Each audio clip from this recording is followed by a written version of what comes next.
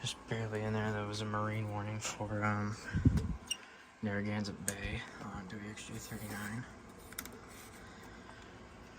Just got home from work, so I missed this SVR for Wyndham, Kent, and Providence, but something tells me that'll be going downstream into Massachusetts, so WXL93 and in the mid-70s. KHB35, so we'll see what happens.